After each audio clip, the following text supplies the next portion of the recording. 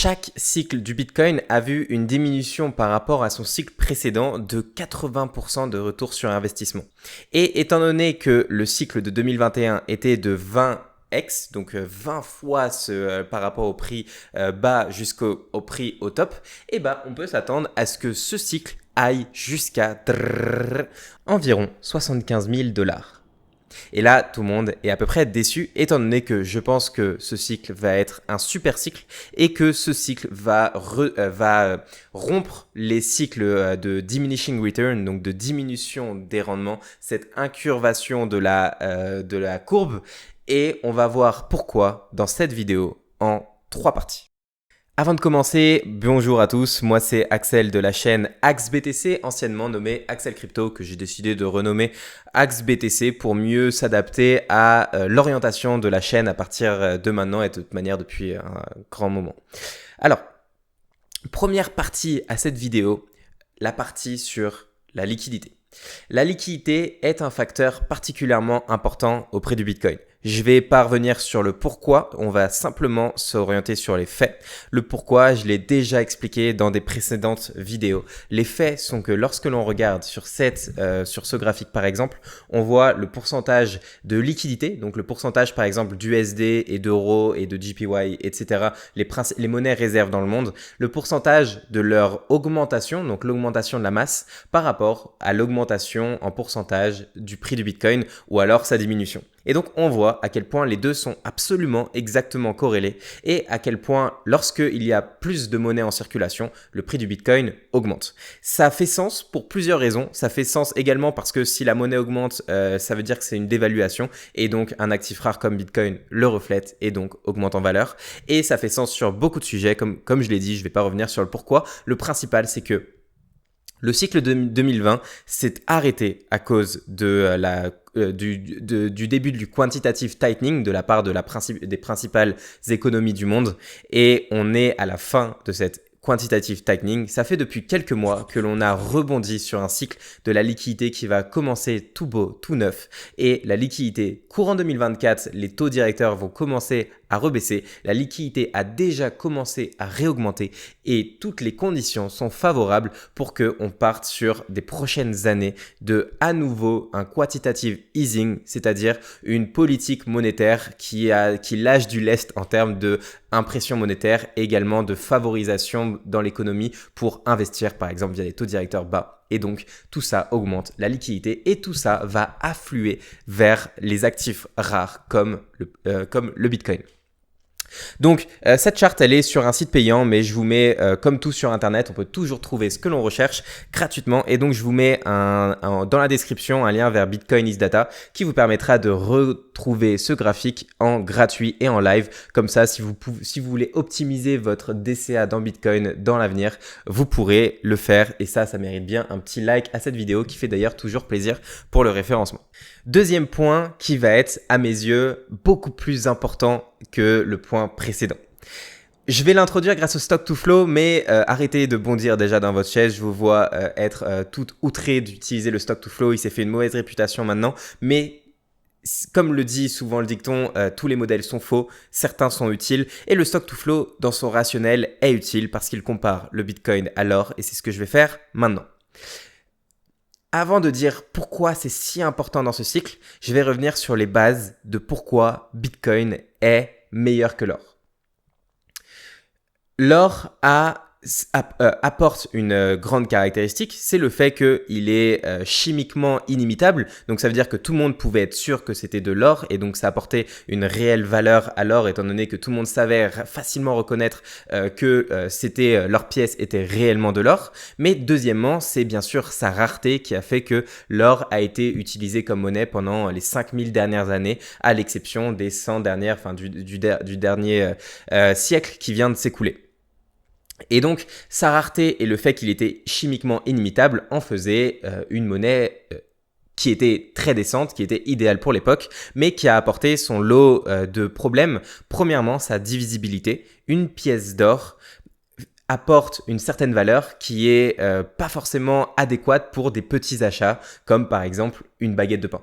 Et donc, c'est pour ça que les banques sont arrivées avec leurs credit notes, donc les billets de banque. Par exemple, 100 billets égale une pièce de banque. Et ces 100 billets attestent que pour avoir émis ces 100 billets, la personne a bien mis une pièce d'or à la banque. Et donc, vous pouvez accepter sans crainte un billet et 100 d'entre eux sont échangeables à tout moment contre une pièce d'or. Donc ça, c'était le début des billets de banque. C'était à cause de ce manque de divisibilité de l'or. Et donc, ça a été les fondements de ce qui a derrière été l'abomination du système fiduciaire dans lequel on est plongé maintenant, c'est-à-dire le début des billets de banque à cause de ce manque de divisibilité.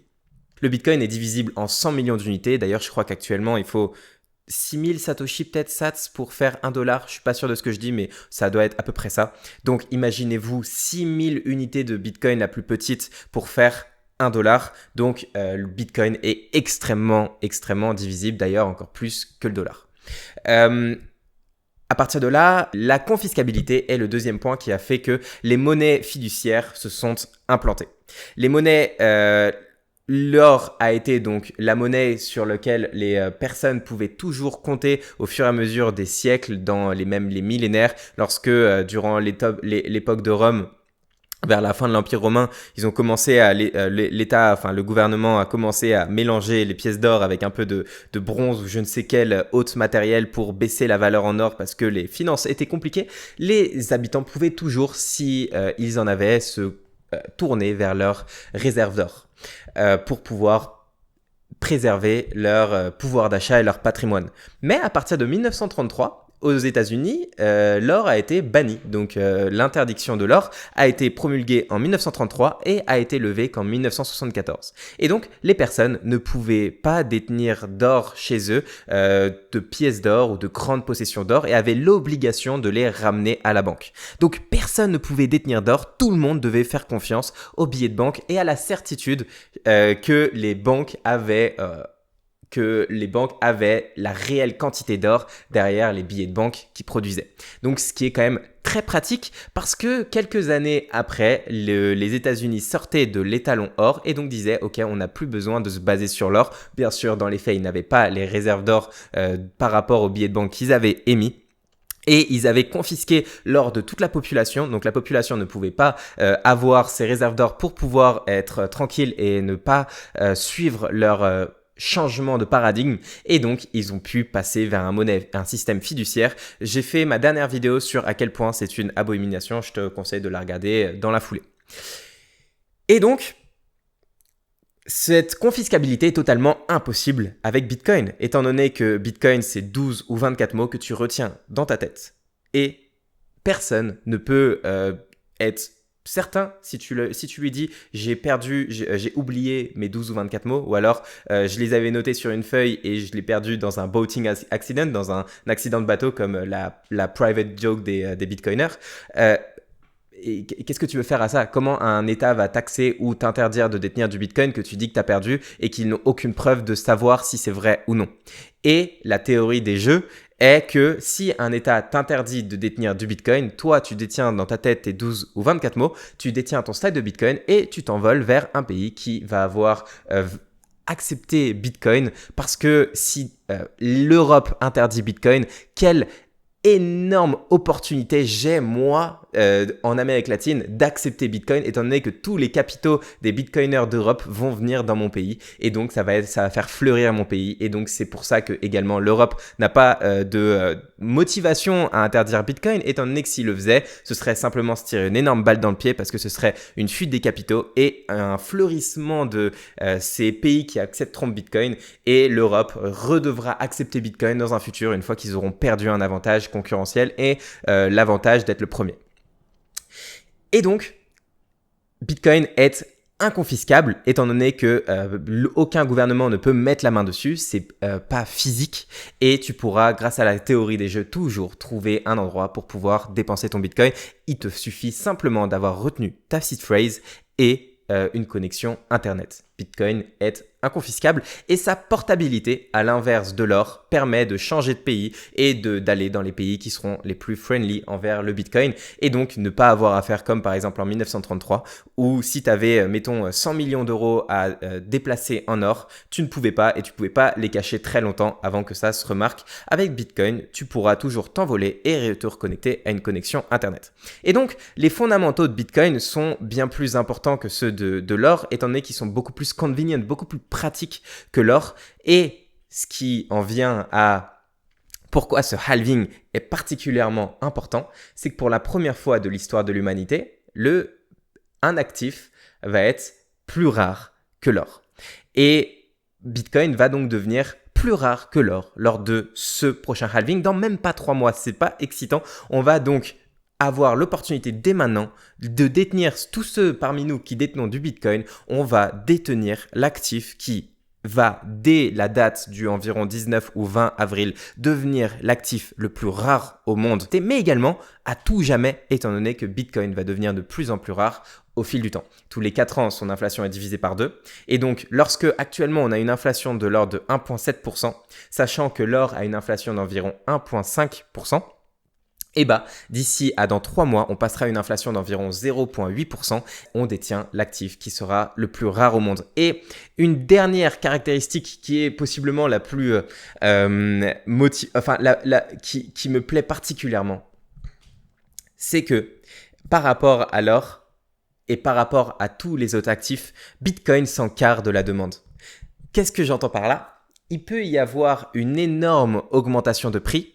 Bitcoin va continuer de émettre un bloc toutes les 10 minutes et s'en foutre royalement qu'il y ait une augmentation de l'offre. À l'inverse, s'il y a plus de demandes pour vivre dans telle ville, il va y avoir plus de construction immobilière. S'il y a le prix de l'or augmente par exemple, passe de $1 400 à $8 000 la once d'or parce qu'il y a plus de demandes, et d'un coup, plus d'entreprises de minage vont devenir profitables, vont pouvoir extraire, donc plus de personnes vont extraire de l'or, ce sera plus profitable et donc il y aura une inflation de l'or qui va augmenter. D'ailleurs, l'inflation de l'or a augmenté au fil des dernières décennies. Petit à petit, l'or devient de moins en moins rare parce qu'il y a de plus en plus de mineurs et les mineurs deviennent de plus en plus compétents à extraire de l'or que par exemple à l'époque de l'époque romaine.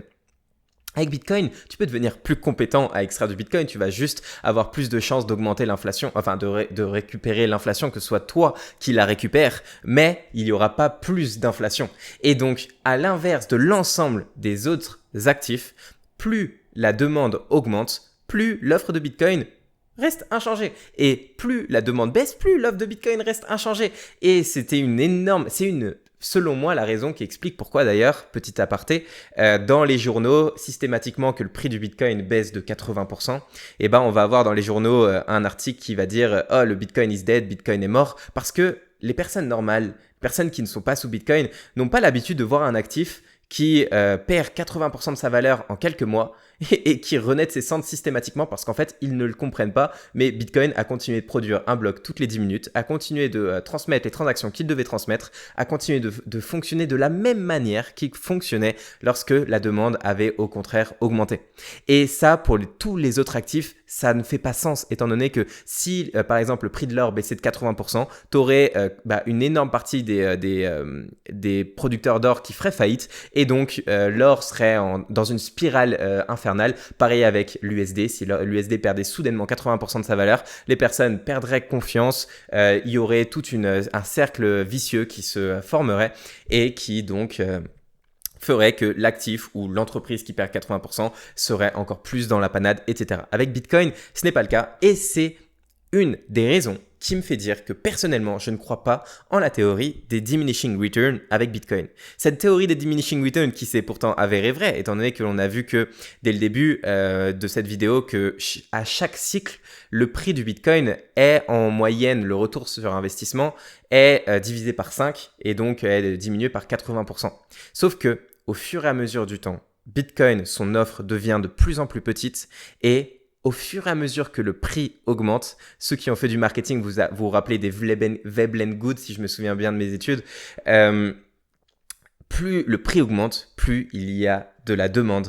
Et plus le temps passe, plus la preuve de fonctionnement et la confiance qu'ont les gens en le Bitcoin est validée. Et donc avec le fait qu'en plus on va passer le palier, que Bitcoin va devenir plus rare que l'or, tous les pays continuent d'accumuler de l'or. Beaucoup d'entreprises le font également, beaucoup de particuliers le font également. Avec le fait dans 3 mois que Bitcoin devienne plus rare que l'or et avec toutes les caractéristiques que je vous ai dit auparavant, Bitcoin va, dans les mœurs, devenir une nouvelle réserve de valeur plus importante, va passer ce milestone et à la différence de l'or, si la demande augmente, l'offre n'augmentera pas et les diminishing returns seront totalement fake, seront totalement détruits étant donné que le prix du Bitcoin va s'envoler, étant donné que l'offre va être très réduite, va au fur et à mesure du temps être de plus en plus réduite. La liquidité dans Bitcoin, c'est-à-dire le nombre de Bitcoin disponibles à l'achat, diminue drastiquement au fil du temps et il y en aura toujours moins au fil du temps et avec une demande simplement constante, le prix continuera d'augmenter et d'augmenter constamment et ça c'est différent de tous les autres actifs. Ce milestone donc de passer à une réserve de valeur plus rare que l'or et donc l'actif à la réserve de valeur la plus rare de l'histoire de l'humanité, premièrement c'est excitant et deuxièmement ça introduit mon sujet suivant, l'adoption du Bitcoin par les institutionnels. Premièrement, j'ai vu ce matin que Fidelity a annoncé que parmi son all-inclusive ETF, 49% stock, 60% bonds, obligations, 1% serait, il serait avisé d'y allouer 1% également. De la part de Fidelity, ça c'est un step impressionnant dans l'adoption de Bitcoin et donc ça montre à quel point on est là, le Bitcoin est là pour durer et commence à être adopté par les principales institutions. Pour rappel, Fidelity, c'est, je crois, 11 trillions de dollars under management. Rien qu'1% d'allocation, ce serait déjà énorme. Si eux le font, la théorie des jeux fera que également les autres le feront, etc., etc. Mais même sans parler de ça, actuellement, les spots ETF sont en train d'absorber des milliers de Bitcoin par jour. Pour rappel, l'inflation de Bitcoin, c'est 900 Bitcoin par jour actuellement, plus que 450 par jour à partir de dans 3 mois. Donc, simplement quelques ETF Bitcoin actuellement sont en train d'absorber des milliers par jour. Si tu y ajoutes le Salvador, si tu y ajoutes MicroStrategy, c'est l'inflation de Bitcoin est absorbée et beaucoup plus que la simple inflation de Bitcoin est absorbée par jour. C'est une question de temps avant que toute cette offre devienne illiquide, enfin que le peu de Bitcoin qui reste soit totalement illiquide et que on est totalement un choc d'offres, c'est-à-dire soudainement trop peu de Bitcoin disponibles à l'achat et donc le prix s'augmente très très rapidement. Et cette augmentation pourrait être extrêmement violente. C'est du moins, personnellement, mon avis personnel. Surtout qu'au fur et à mesure du temps et au moment où principalement l'ancien ATH une nouvelle fois sera rompu, ce sera la combienième fois que les personnes seront en mode c'est une nouvelle fois Bitcoin rompt son ATH, pourquoi on n'a pas investi avant? Mais cette fois-ci, ce sera la 3e, peut-être 4e fois que les personnes en entendront parler et petit à petit, ça rentrera dans les mœurs que Bitcoin est là pour durer. On aura avec les spots Bitcoin ETF maintenant des publicités Bitcoin only. You know what's interesting these days? Bitcoin. Look for Bitwise, my friends. Et ça va faire un game changer parce que on a depuis toujours, malheureusement, ce sont les altcoins qui ont du budget marketing, pas Bitcoin. Personne n'advertise Bitcoin, personne ne market Bitcoin parce que Bitcoin ne peut pas te verser un salaire. Alors que les altcoins qui sont créés de toutes pièces peuvent te verser un salaire. Et enfin, les spots Bitcoin ETF vont tous marketer leur spot Bitcoin ETF. Ils ont déjà commencé à le faire et ça va être un game changer. Alors que les altcoins, au contraire, selon moi, se seront amenés à moins croître au fil du temps. D'ailleurs, c'est intéressant de voir Charles Edward. Ça fait depuis 10 ans qu'il nous relate les mêmes narratives. Et cette charte de Charles Edward monte en moyenne le Advanced Decline Line. Donc, c'est une mesure de la santé des actifs. Et on voit que les actifs comme les altcoins ne font que de décroître au fil du temps. Il n'y a que des narratives, on commence à le comprendre. Il n'y aura pas de spot ETF sur l'Ethereum, c'est se mentir à soi-même que de croire ça. Jamais la SEC qui a revendiqué que l'Ethereum était une security, ça ne va jamais arriver qu'ils vont l'accepter. Et même si ça arriverait, ça voudrait dire que des spots ETF Ethereum deviendraient les principaux nœuds validateurs. Et étant donné que dans un système de proof of stake, tu as plus de pouvoir lorsque tu détiens plus d'Ethereum, et bah ça rendrait l'Ethereum complètement à la merci du gouvernement des États-Unis qui pourrait réguler l'ETF aux États-Unis et qui pourrait totalement rendre l'Ethereum totalement opaque. Donc, je vous laisse d'ailleurs en description une vidéo de Matthew de Bitcoin University qui montre ça et c'est super intéressant. Et donc, Bitcoin est en train de voir son offre être absorbée au fur et à mesure du temps. La narrative sera Bitcoin only centered.